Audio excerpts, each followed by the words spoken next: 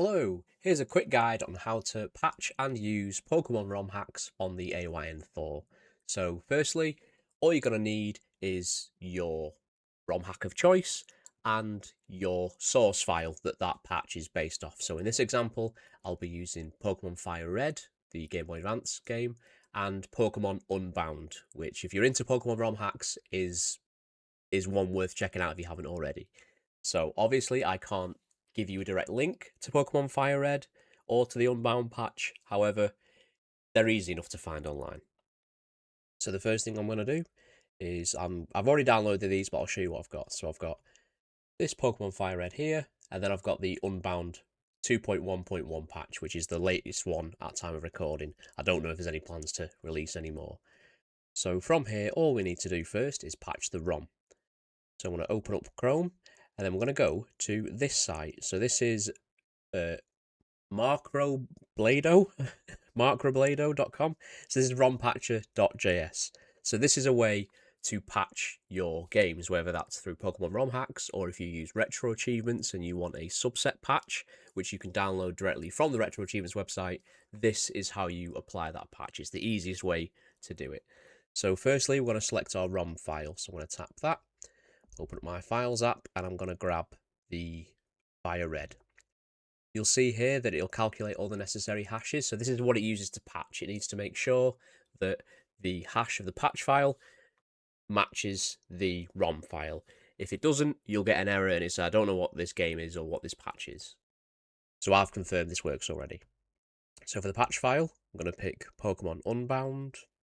You can use whatever you like, Pokemon Lazarus, or whichever ROM hack you're using. So you'll see here it's gone green, which means it's all good. So I'm going to apply that patch. It'll automatically start downloading. You can see it's downloaded straight away there. So I'm going to open this up and go to my file browser. So there we are. So we've got the patched version there. So what I'm going to do is I'm just going to rename it to Pokemon Unbound. And then what you can do as well, so currently the game's 32 megabytes. These will play as they are in RetroArch. But to save a little bit of space, if you're using Solid Explorer or another File Explorer app, you can select it, tap the three dots, and then hit Archive. And what that'll do is it'll compress it to a zip file. And you'll see here that it's dropped from 32 megabytes to 18.2. So if you've got tons and tons of Game Boy games or NES games, SNES games, I advise keeping them in the zip files because they'll still work, but you'll save nearly half the space. So now I'm going to drag that over to my ROMs folder. So this is a Game Boy Advance ROM hack, so I'm going to put it in the Game Boy Advance folder. I'll drag that over. I'm going to select Move To. And now, if I swipe up and then head into Emulation Station, so if I go to Game Boy Advance, you should see that it doesn't exist. What I'm going to do is I'm going to go on Utilities and then I'll rescan the ROM directory. Give that a second. Shouldn't take too long. Okay, so now I'm going to go back down to where Pokemon Unbound would be, once I remember the alphabet.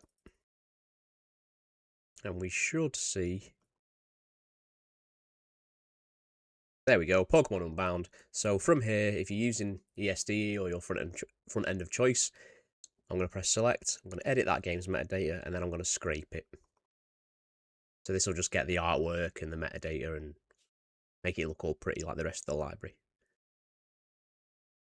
There we go.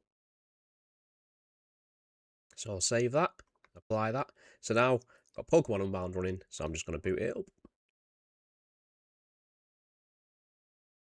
There we go, it's booted straight into RetroArch, nice and simple.